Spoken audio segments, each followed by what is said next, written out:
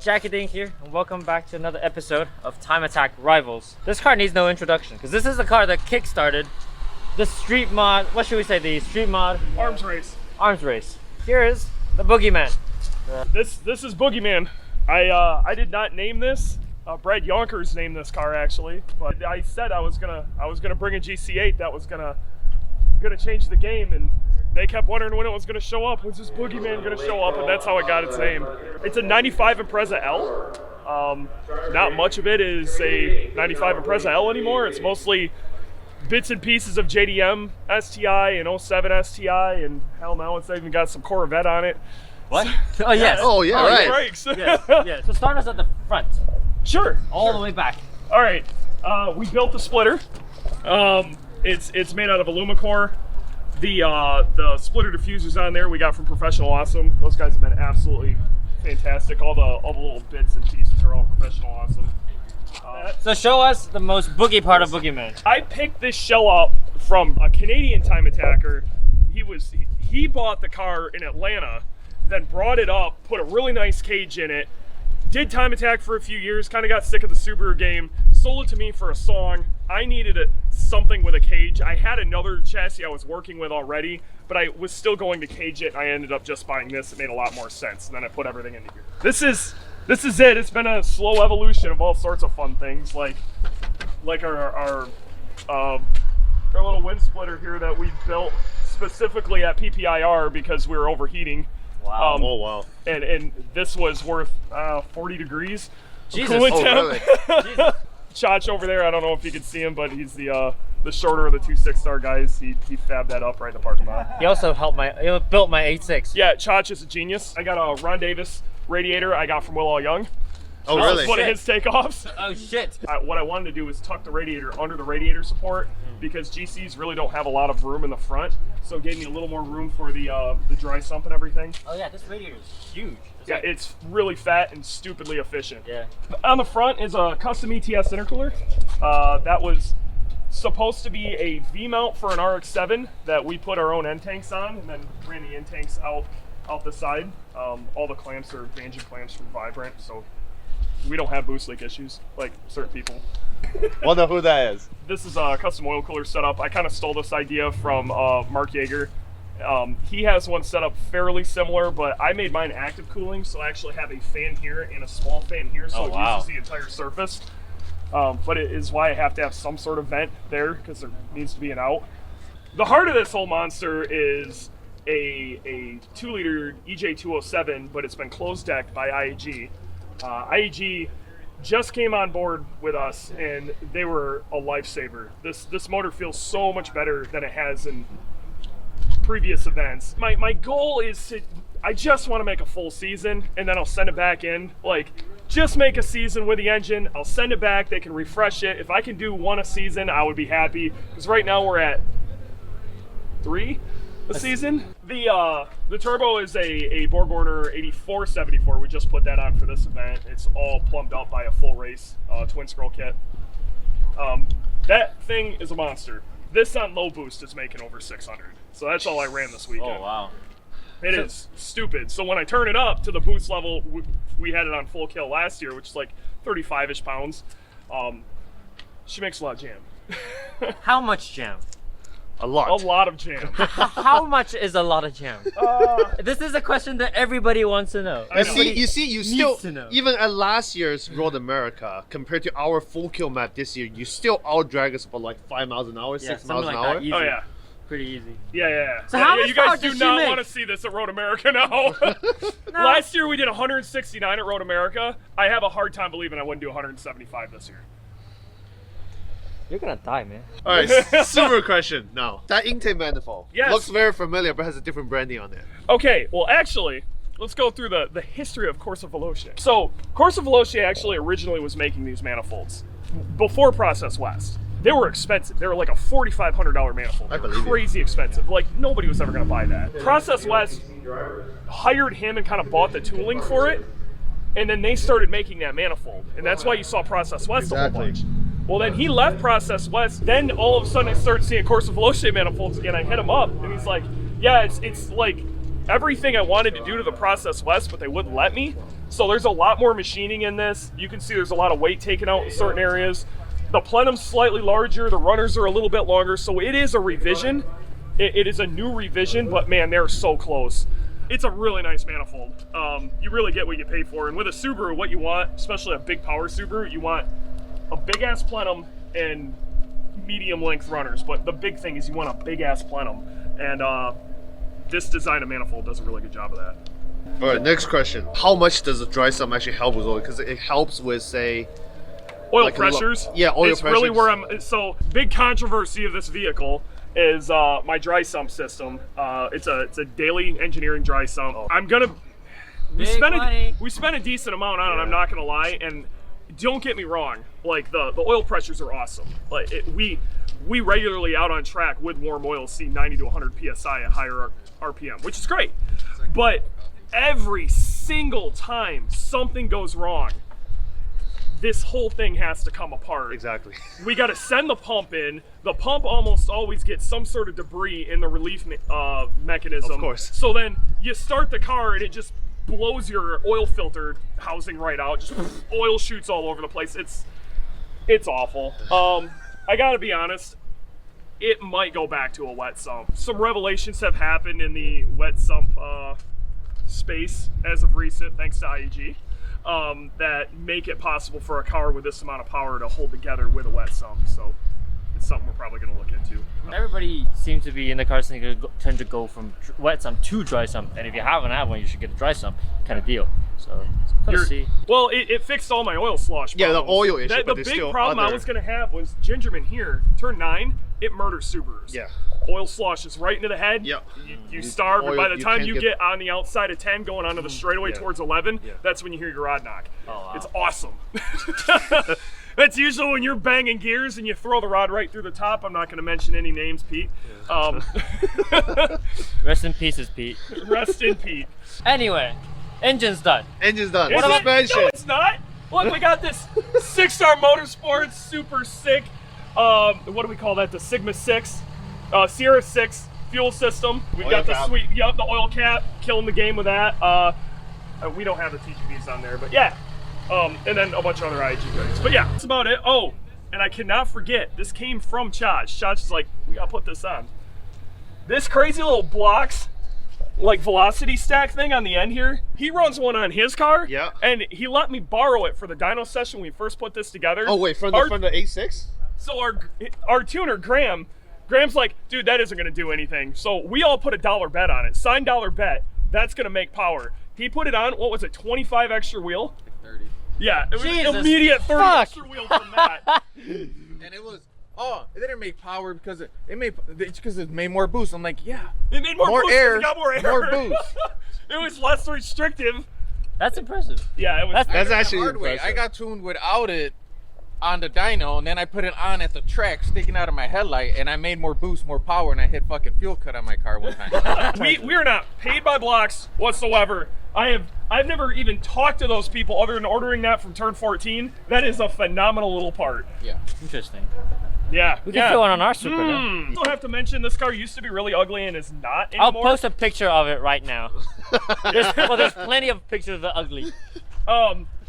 But it's not now due to Al's Auto Body over there. They painted it up for me because they were sick of looking at how ugly it was and Yes. parking near it and bringing them down. They are good guys. They're the best. Walk us through the brakes. Yeah. 'Cause Okay. Once you go to 169 on the back street of Road Atlanta, you have to slow down somehow. Well, Road America. Road America, sorry. Okay. I just got these from Kendall Samuel, which I don't think that was the smartest person to buy something from because, I mean, how many times has Kendall actually went full throttle on his car and it not break? I love you, Kendall. But either way, he gave me a really good deal on these. It's a C6 Z06 brake caliper kit that was a takeoff from his old car because he's developing something new, and it worked with my STI rotor, and I managed to shove it under a 17-inch wheel. Next year we're going 18s, we're getting some AP racing stuff, but this actually worked fairly well. It's a good stopgap. I don't know if I'd recommend it for everybody, but it gave us, the pads are huge. They stretch the entire length of this. So it gave us a lot more pad surface area, which did slow the car down quite a bit better. Is it the perfect solution? No, but if you have to shove something under a 17-inch wheel, you could do worse. Tires?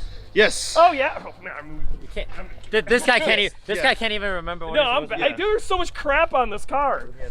So either way, Falcon came out with a new RT660 this year, so they actually approached me and asked if I wanted to be a part of the program for that. And after looking at some people's testing, I'm like, you know what? I think that tire is going to be pretty competitive.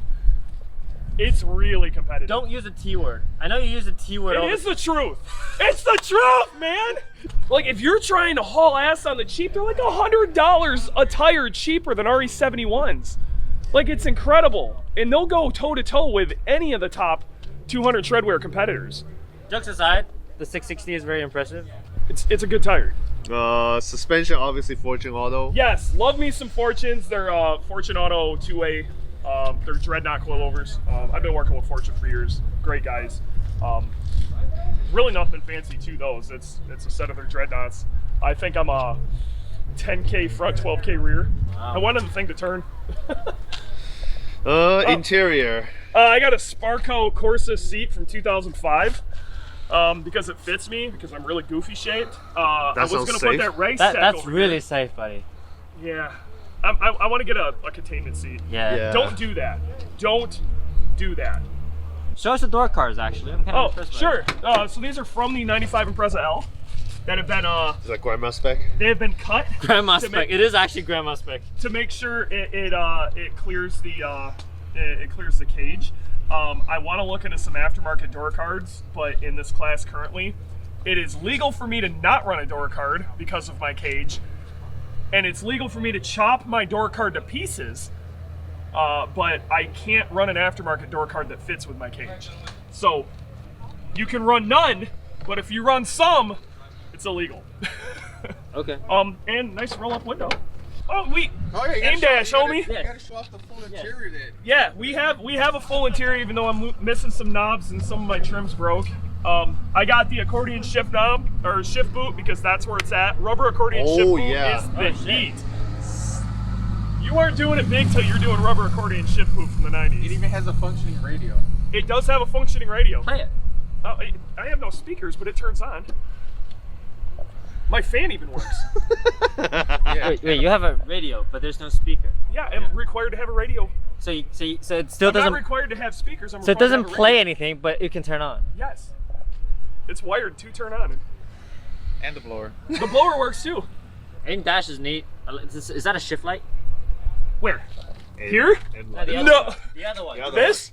No, that's my I'm gonna die if that's on ABS light. Oh. So we That's your wired the AB. ABS light big as life to right there. So if that is on and we made it the brightest damn light ever, I don't have ABS.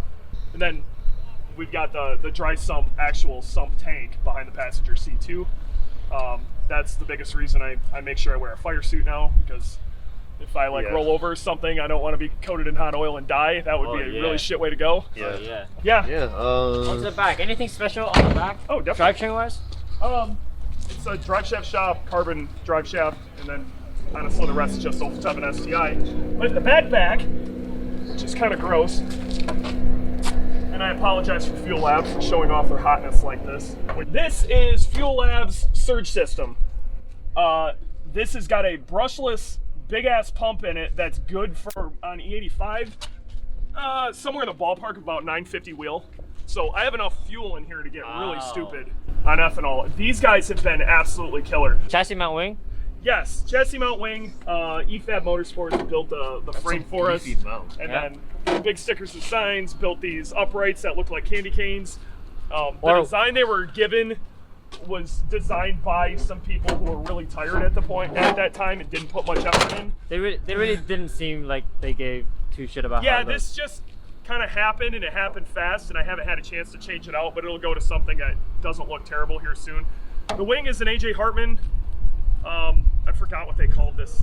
We picked this wing specifically because it made the right amount of downforce for what I thought the front would make to keep it balanced. I could go to something larger, but I'm not having oversteer problems, so I don't need a huge wing. Makes sense. So why mess with drag? And yeah, my fun side exit exhaust that was made by Sammy. That scrapes the ground a lot because I'm crazy. Oh Jesus, this is pretty low. Yeah, it runs into things, so it changes shape about every event. Dude, I want to make it come out the quarter panel. Yeah, That'd be Put good. it right here. Speaking of quarter panel, something interesting. Yep. This is not an OE material quarter panel, is it? That is a fender, and you're allowed to extend your fenders for wheel clearance, or wheel entire clearance. It has been extended. You're allowed to use aftermarket materials to extend for wheel entire clearance. Yes, I can totally This isn't a quarter panel, this is a fender. I can totally see Fender! how this is a fender. It's a fender. It's called an over fender. Over fender. It's actually the word for It that. might as well be an over quarter panel. No, because it's not, this isn't. That's still metal. Yeah, that's a C-pillar. That's a different term. Yeah, but when you order a quarter panel, it comes up to here. I will not get bogged down by rules. Salty. No, these are just the things that makes Boogeyman such a controversial subject. Yes, big controversy. Yes. There's a lot of thoughts went into the engineering aspect. Yeah. And then for the aesthetics, they said, screw it. When we built this, so I had my brain tumor last year, and then we were supposed to start building right when I went into surgery. And then I was out for like a month and a half before I could even walk. And then we had to build this thing, the entirety of it, in a month. Chach and I didn't sleep for a month, and that's not even a joke. We worked on this thing straight for a month with next to no sleep. We didn't have time. We had absolutely no time to put any thought into the aesthetics. We were gonna try to paint it flat black before we went out. Just, it never happened. Okay, well that's a good excuse. All things considered, I think the Boogeyman it's controversial as much as it is special. It was one of the first cars that really came out here, that and Super K. It was kickstarted the street mod revolution almost. The arms race, as they call it. Kind of just everybody went crazy. We came out with a Supra. This thing was out. The Super K with the K series, K24, S2000. The Andy helped build that thing was out, and then Sean turned it up.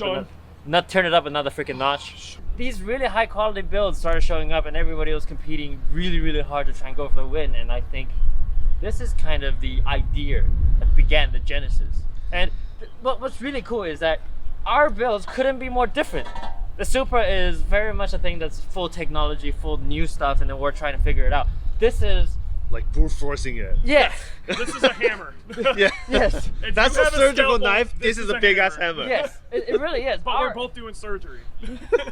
Yes. Yours is like the medieval, like Like the we need biggest hammer you can get. like we need to get like crack a skull open. We use Yes. laser. He's using a hammer, Yep. like a chisel. Like, bang, bang. It works. It Both works. get the same purpose. Not get a hole, get a It drill gets in the your- job done. Yes. It's just collateral damage with mine. Quite a bit. So it's interesting. It's really cool. That's why Time Attack Rival was a series I wanted to do for the longest time, because you get so many different sort of philosophies and ideals trying to go for the same goal, of how to get around Gingerman in the shortest freaking time possible, and Not just Gingerman. Not just Gingerman. Everywhere. Yeah, just- but it's let's be real. This is the record. honestly, I don't care This about is the record we all get pissy about. Not really. Whatever, you are crazy. Road Atlanta for me, and also Lying to himself. Button Willow. That's happening next. When are you gonna coming out of Button Willow? I don't know if I'm not doing Button Willow this year.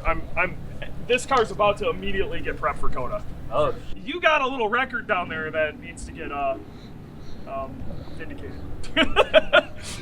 So he says, you have no idea the amount of excitement I have to watch you disappear in my rearview mirror as I go through Sector 1. You're gonna have no idea how good it feels where you just disappeared and I damn near rear end you going through the straight. We'll see. We'll see how this turns out, but this will be one to watch at Coda. It'll be interesting. I will take you